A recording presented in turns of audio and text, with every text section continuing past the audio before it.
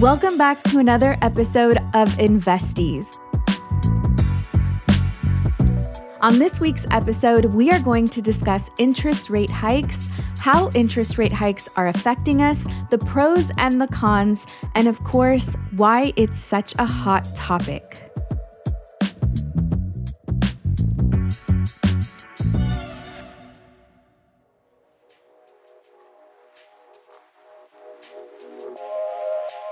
Since March of 2022, we have had 11 hikes. 11 interest rate hikes in such a short period of time is not normal. This is why interest rate hikes have been such an important conversation in the last couple of years. Interest rate hikes are determined by a committee known as the FOMC, or the Federal Open Market Committee. This is a body of the Federal Reserve System that sets national monetary policy. So they are looking at a ton of data and then voting on whether or not we should be increasing or decreasing or not doing anything at all with our interest rates. The reason the feds have been aggressively increasing interest rates is because they are working on combating inflation. We've talked about inflation in a couple of the episodes on this podcast. Inflation is basically when your dollar is worth less. Typically, we can expect for inflation to be at approximately 2% a year, meaning that your dollar loses its value by 2% annually. We've had a crazy pop of inflation, and the feds are mitigating to try and combat the inflation that we've been facing. This was a really big week in the market as the feds were meeting and determining whether or not they were going to increase or pause the hikes. They have decided to pause interest rate hikes for the month. However, with that being said, they still have 2 more meetings, one at the end of October, beginning of November, and then another one in December. At those meetings, they will review more data and determine whether or not we will have an interest rate hike. Increasing interest rates naturally starts to cause an economic tightening, meaning that more people start to spend less. And when more people start to spend less, the value of the dollar tends to go up, causing less inflation in the economy.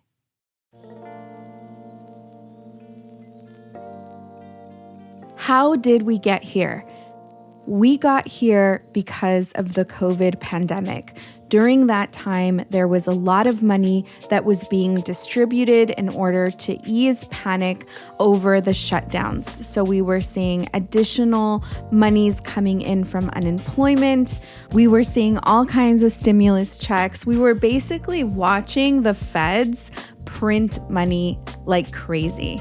At the time, we may have felt like all of that money was free, but it actually isn't free. Like everything else, it has a cost, and the cost is inflation.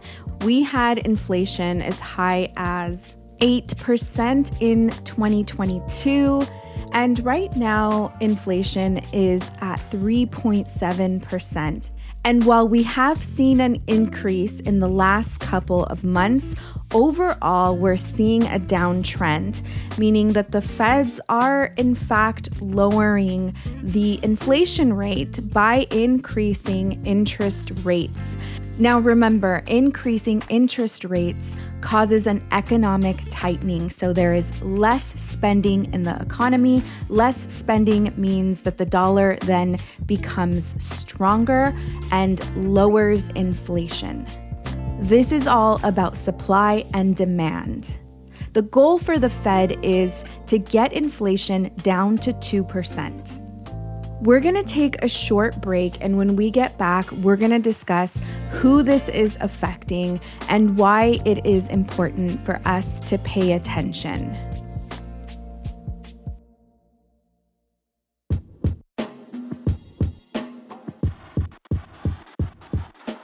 Investies, On November 4th and 5th, I will be teaching my stock market crash course for beginners live. This course was designed specifically for the person that knows absolutely nothing about the stock market. I will walk you through the entire process, and I'm confident that once you finish this course, you will be able to start investing. Head over to my website, In Luz We Trust. Check out Wealth Warrior, the course with all of the details on the curriculum. I can't wait to see you all on the 4th and 5th of November.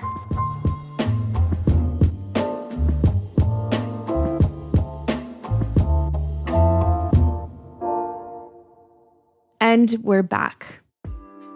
Let's talk about who inflation is affecting the most. Inflation is affecting those that are living paycheck to paycheck, those that are focused on getting food on the table, paying for transportation to get to and from work. This is who inflation is affecting the most. It is affecting marginalized communities.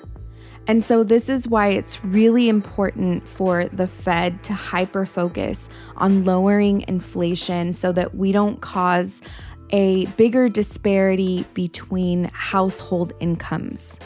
We want to make sure that we don't drive lower income households into homelessness or deeper into poverty.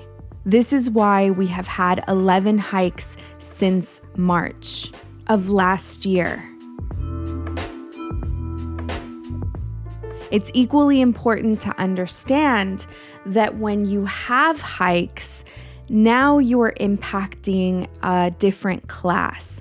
But this class that's being impacted can sustain the blows of inflation and maybe has a little bit more disposable income to mitigate our current economic situations. Those in a higher income bracket get impacted by the higher interest rates because the interest rates on their credit cards increase, making it more expensive to put something on credit. Loan amounts increase because there's a higher interest rate on the loan, both on cars and for mortgages, as well as any business loans. And so folks, stop borrowing money. When we halt the borrowing of money, and we do that with increasing interest rate hikes because money gets more expensive to borrow, we are also halting wealth creation in this socioeconomic class that is able to typically put something on a credit card and pay it back later, to pull out a mortgage on a new home or refinance. These are all ways to create wealth. Also, borrowing money to start a business. It's a way to create wealth. But when interest rates go up, we are halting that capability. And so we're limited to the amount of money that we are earning from our jobs. We then start to spend less. And when we start to spend less, then businesses start to make less money. And it creates this entire cycle of tightening the economy. The Fed has a really dangerous task in that if it continues to increase interest rates too much, it can throw the entire economy into a recession. And now we're affecting more people on a bigger scale. So you will hear the feds saying we're trying to execute a soft landing. The visual for that is the feds trying to land a plane in the middle of a hurricane where you have inflation and you have raising interest rates. And so you're trying to execute a soft landing where you don't throw the economy into a recession. The reason the Fed paused rate hikes this month, they are trying to avoid pushing us into a recession. They're not only taking into consideration all of the data that is coming in on whether or not inflation is decreasing or increasing, but they're also taking into consideration credit card spending. They're taking into consideration auto workers on strike. We have about 13,000 auto workers on strike, and believe it or not, that is also a blow to the economy, as well as writers being on strike. And we also have hotel workers in California on strike. So all of those headwinds are discussed while making these decisions. We're also closely monitoring oil price. I'm sure many of you have been noticing how much gas has increased. And then there is also a potential government shutdown that could come in October. On the table is also student loans. So the best decision the feds could have made this month, because of all of those headwinds, is to pause interest rate hikes. 12 members in the committee did vote for one more hike before the end of the year, and 7 members voted for no hike. So again, they're trying to make a decision on whether or not we will see another hike before year end. And while we are technically not in a recession right now, you may be feeling the economic tightening, whether you're seeing layoffs at your place of employment, or if you're an entrepreneur, you may be seeing less revenue coming into your business. So this is on some scale affecting many of us. Of course, there are folks out there that this isn't affecting as much. Maybe they have more padding, or maybe they have a business where they do well during these economic times. What is making this a bit more tricky is the potential government shutdown. A lot of the data that the feds receive that they look into is coming from the government. So if the government does shut down and doesn't provide the data, then we could get into a tricky situation where they're trying to make decisions blind without seeing what the data actually looks like.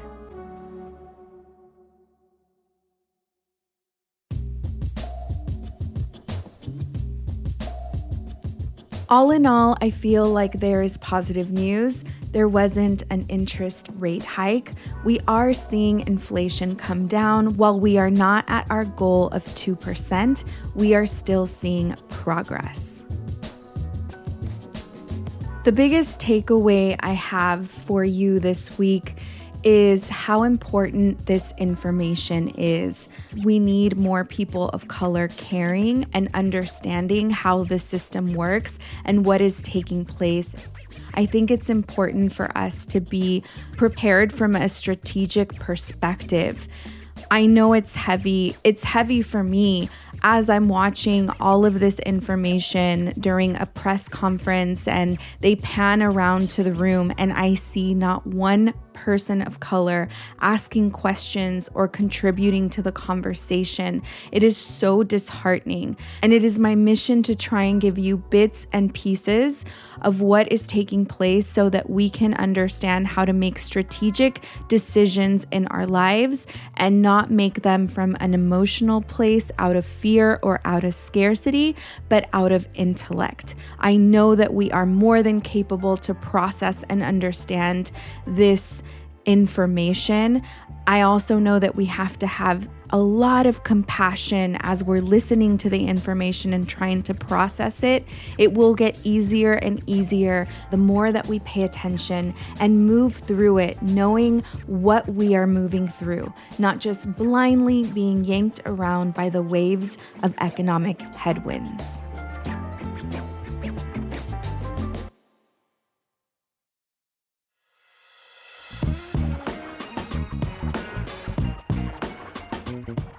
I love you all so much. I appreciate you all taking the time to listen to this stuff. Like I said, I know it's heavy. If you appreciate the work that we're doing here, please head over to iTunes and give us a rating. write a review. It is much appreciated. We need more folks of color creating this type of content, listening to this type of content to create economic empowerment in our communities.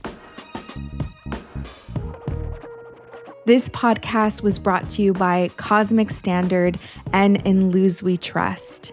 A special thank you to our team, Eliza Smith, Jacob Winnick, Asia Simpson, Nina Gensler, Debs, and Samaya Adams.